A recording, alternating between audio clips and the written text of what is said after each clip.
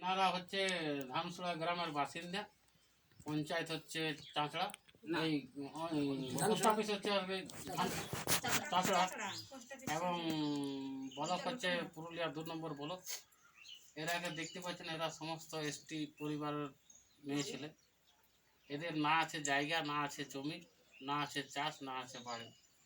এরা প্রতিদিন মানে নিত্য নতুন কাজ করে নিত্য নতুন খায় আর কি।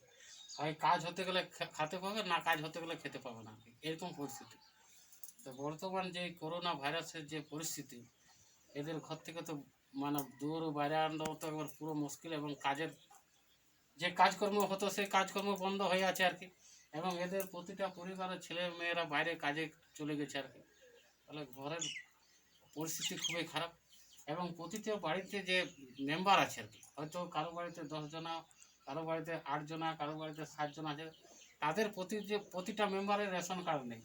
এমনও পরিবার আছে 10 জনা মেম্বার আছে, তার হয়তো রেশন কার্ড 3টা বা 4টা আছে। বাকি রেশন কার্ডগুলো সেগুলো ডিলারকে বলেছি আমরা, রেশন ডিলারকে, যে বাকি রেশন যে মমতা দিদি বলেছে যে বাকি যে রেশন কার্ডগুলো আছে সেই রেশন কার্ডগুলো রেশন পাওয়া যাবে, কিন্তু তা দেয়নি। অনেক বলেছি, সেটা পরিষেবা পায়নি আর কি। তাহলে 10 জনের রেশন কার্ড, 10 জনের যে রেশন কার্ড নেই, তার মধ্যে 2 জনের রেশন কার্ড আছে, তো ওই রেশন কার্ডের মধ্যে যে ডিলার দিচ্ছে চাল 4 কেজি, ওতে সংসার চলবে না।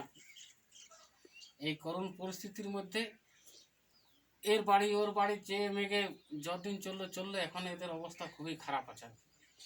ওই জন্যে আমার মানে অনুরোধ, এই দুস্থ পরিবার এসটি ঘরের ফ্যামিলি, এদের কোনো কিছু নেই আর কি, মানে দিন আনে দিন খায় আর কি।